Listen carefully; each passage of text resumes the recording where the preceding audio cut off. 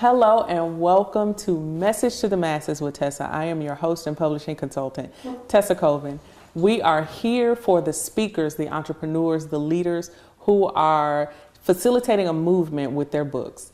We're not just here to talk about writing books though. We get into the heart of your big why you are sharing your powerful story and getting that message to the masses. And today we have none other than Tanya Burke. She's one of those extraordinaires. Like, it doesn't matter how you introduce her, you just got to throw extraordinaire at the end.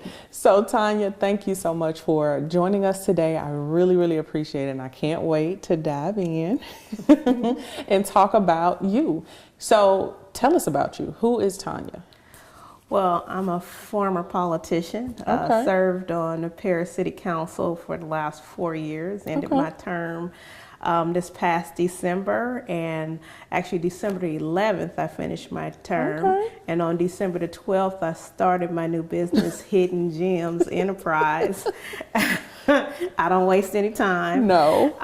And I am a coach, a political consultant, and a political strategist. Wow. So still in the politics, but not in politics. Somewhat, yes. Still empowering women to step into their badassery. Right. Yes. And so let's talk about that, because you're the political badass is how you are known. That's your moniker. And that journey wasn't easy, and now you are out here and basically empowering other women to just boldly step into politics. Like that, when I hear that, like, politics seems so hard. When I think about that, becoming a politician and things like that, it seems hard. But tell us a little bit about how you're helping these women who are running for office or deciding to run for office. Where are they and how are you helping them? And just like you said, it seems so hard, and most women who I've come across, they feel the same way. It's so hard, and that's what keeps them from running. And so what I have decided to do is, because I served in political office, but I was one person, one woman, and I knew that we need so many more at the table. And so I work with those women who say this is so hard, and I help them to be able to shift that mindset to say, no, I got this. I like that. So in addition to helping them to shift that mindset, you're working with them to like do the foundational stuff, or what is it that what result are you helping them to accomplish on that road to running for office? I take them from the infancy stage of I don't know where to start. I don't know where to begin. I don't even know if this is for me, to the I'm throwing my victory party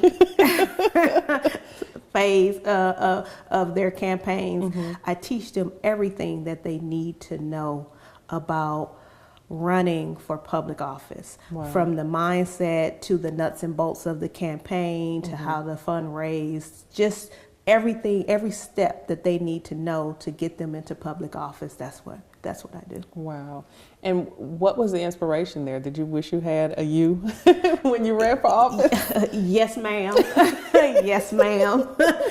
Yes, and it really stemmed from my experiences and experiences of other women who are in politics, and speaking to them and hearing about their experiences and kind of saying, okay, there's a lot of political programs out there. There's a lot of political consultants out there, but none of them offer the true whole package. And I wanted to make sure that that's what I did, to fill in the gaps. And so when you were saying that, I was thinking, like, I don't even know, like, all we know is people come out. We don't know the back end workings of what that decision. It's not just, I'm sure you have to register some stuff. Don't even make me lie to you. But there's a lot of things that people don't even know, and that's why they don't run. That's why they don't feel like they have enough information or power or whatever the reason is that's holding them back. And now you're filling that gap. That's major.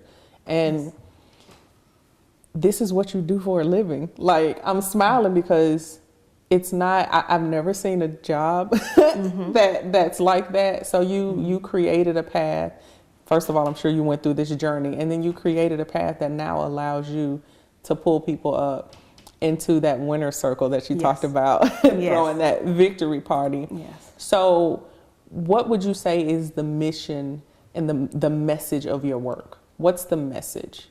The message of my work is you can do this.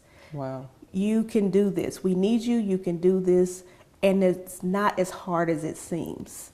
And I'm just here to make sure that the women out there who even considering, and even those who aren't even considering, because a lot of folks, once they have a good afternoon with me, they maybe didn't have them in the mindset of running for public office. But after we get done, they're like, wait a minute, I think that's the path that I really need to, to go into. Wow. Because all things are politics. Everything is politics. Right. And people often kind of push and shift away from that, but everything is politics. So whether you're the CEO sitting on some corporate board or you're a teacher in a classroom, there's some form of politics involved in that. And so helping these women take away boxing themselves up into being a politician, because that was the hardest part for me. Right. And stepping out and saying I'm going to run was because I kept seeing myself as a politician, and I was like, that's not me. That's not but me. once I saw, oh no, I just be me, I just be Tanya and be that servant leader, then I said, okay, I see myself in this role. Wow. So I want to ask you a question. We're going to go to break, but I want to ask you, how many women do you want to help take office? That face right there. We're going to call them in, but don't answer just yet. We're going to take a break and we will dive into that question right after the break.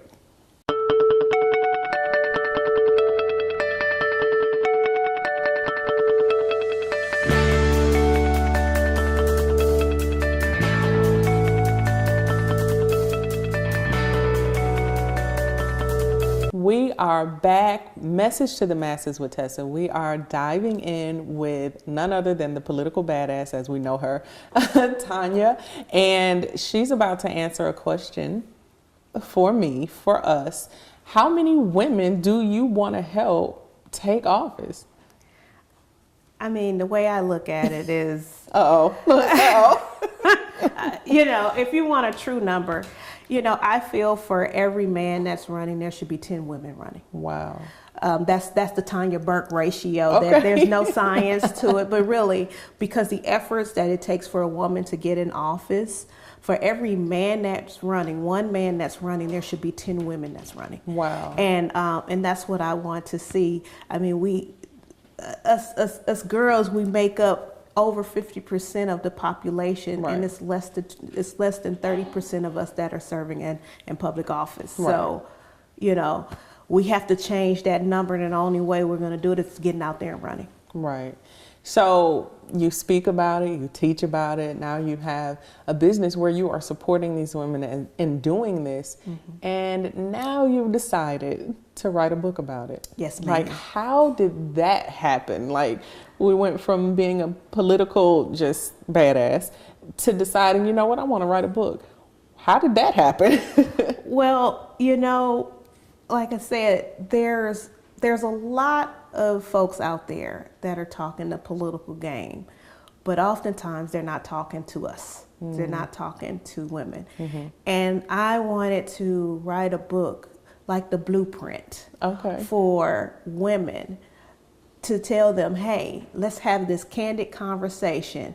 Because a lot of the books now, don't get me wrong, there are books out there that talk about, and specifically towards women running for public office. Right. But a lot of them are very fluffy. Fluffy. And I didn't want to give fluff. As my mother say, I didn't do the fluff and bull. I wanted to have a real candid conversation. So that's what I was going to say. That candid, that real conversation about what the ugly. The good, the bad, the ugly, the indifferent, and the great. Okay. I wanted women to understand and know that no, it's not easy. And yes, you're going to have these ups, you're going to have these downs, but you also have triumph. Right. And you can't have the triumph if you don't get out there and do it. Right. I love that, because when you're writing a book, you know, you have some decisions to make as the author, right? And we're going to dive into the decisions that you made about your book. But, you know, when you decided to write a book, you know, that's one decision. Then you have to decide, what kind of book is it? Is it a how to run for office, or is it a how to get out of your head to run for office? Like which one of those, or is it all encompassing? It's like I said, there's a lot of books out there on politics and running for office. You can pick up any book, you can go online to get all of the steps, I say the nuts and bolts of campaigning. Right. But as I always say, people always talk about the campaign. Most political consultants, most authors of these books, they talk about the campaign, but they don't talk about the candidate. The candidate, okay. And that's where I wanted to focus, because that's where the real issue lies. Okay. And I can see that, knowing that you serve women, you know, we have things that we're just different. You know, you ask a woman what she does, she's going to tell you about her family, she's going to tell you about her kids, and they play this, and my husband does this, and it's like, but if you ask a man, he's going to tell you, a woman's going to tell you who she cares for. A man is going to tell you the work that he does. And so I can imagine that being two very different campaigns. Yes. And there could be a disservice to trying to mimic and fashion your campaign after a successful man that you saw. Yes. I can imagine the stress that can happen for that female that's trying to do that. What are some of the things that you're helping them to overcome, or to avoid? Not even overcome, avoid. Like, what's one of the things that you know without a doubt you had to share so that they could avoid that? Avoid the naysayers. The naysayers. That's the number one. That's life. Yeah, really. But that's the number one. If I had to give a tip, to anyone running, avoid the naysayers. There are so many people who are going to speaking out against what it is that you want to do, because they don't understand. It's not their purpose, it's your purpose. It's not their vision, it's your vision. Right. And so you have a lot of naysayers who tell you you can't do this because your hair, because your eyes, because of whatever. Right. But those same naysayers end up becoming your biggest cheerleaders once you get in office, because I know mine were. Right. So the naysayers, because that's usually the critical piece when it comes to a woman on whether they're going to step up and run, is what are they going to say about me? Wow. What are they going to say about my family? And you know what? That's a great place to kind of hold off, because I got another question for you. Okay. It can be scary. I would love for you to talk about maybe the top 2 or 3 things that scare women the most about even stepping into the political ring, but don't do it yet. Okay. We're going to actually dive into that right after we take a short break.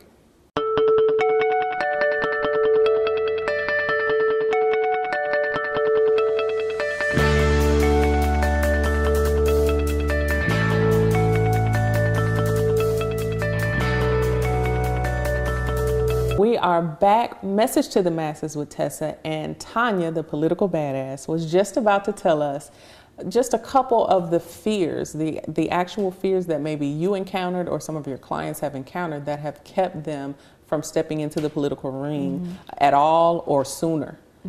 Well, when it comes to women, one of the biggest things that I hear is, if they're married, can I do this and still be a mother, a wife? Wow. And still balance my life and my family? If they're not married, can I do this and still have a life, and still be able to get married in the future? Am I going to miss my opportunity for, just having a life? And another thing, the biggest, I think one of the largest, is the money. The money. They're so fearful of the fundraising. The money. Okay. Because we don't really look at it in our lives of us fundraising on a day-to-day basis. We don't say, oh, I'm out here fundraising, unless that's what you do for a living, or you work for some different causes where you help fundraisers. But it's nothing like raising money for your own self, making that ask, taking that bold step and saying, I'm worthy enough for you to write a check for $10,000 or Right. $15,000. Right. And a lot of women have a hard time with dealing with that. And I will tell you, even as I listen to that now, I'm clearly not into politics, in the political ring. Not but yet. Not yet. Stop pushing that. I wouldn't be doing my job if I did. But, some of those fears that you laid out, those are just fears from women. So it's so interesting to see how they can translate to so many different things, because people can feel that way about careers. People can feel that way about, if they're, artists of some sort. Like, if I go on tour, will I miss my opportunity to be blah, blah, blah. And so that's something to think about. Like, while your specialty is women who want to run for office, you having the intel that you have being a woman, it's funny to see how those things just, how you do one thing is how you do many things. What's one, just encourage one person, somebody, what's something that you would say to encourage them to just make it happen, to get out there and make it happen? What do you know you're going to put in your book to encourage them? Well, I know for certain that in my book, just the fact of telling women, you are the SHIT. Just point blank, period. You are. You are, and no one can take that away from you. Right. You have the power within. You have so much power. I mean, really think about it. You have so many people working against something that you want to do or you're trying to do. What does that say? Right. You have the power. You have the power within. Don't let anyone else take that away from you. Right. It's yours. It can't be taken unless you give it away. Wow. And so what do you want people to walk away with when it comes to your book? What do you want? What's the next action you want people to take? I want them to get up and run. And not only just get up and run, because like I said, there are so many different, facets of political campaigns. You can run, you can volunteer on a campaign, you can fundraise for a candidate, you can, there's all types of things that you can do to help in that effort. But ultimately show up and show out. Yeah, I love that. How can people connect with you, find out more about your badassness? How can they find you if they are considering doing this and they're like, okay, she was clearly talking to me. That was one of my 5 asks. How can they find you? Well, they can find me at www.tonyaburke.org, and that's TONYABURKE. And I'm also on all the social media platforms. Thank you so much for sharing and dropping those nuggets and really helping us to understand, like, the things that are keeping us, the simple things, because those were simple things. I know they feel major, but simple things that keep us from showing up as the leaders in our communities that we're so desperately needing right now. I appreciate you for coming in and sharing with us and telling us how to get out of our own way. Well, you're welcome, and thank you for having me. And one day you'll be running. Oh my goodness. And on that note, I just want to take a few minutes and thank you for coming and enjoying this opportunity to sit at Tanya's feet. I want you to remember that your skills, your experiences, everything that you have just overcome and encountered, someone else can use that. It's fuel for them. And it starts with you getting your book done. So get that book done. And until next time.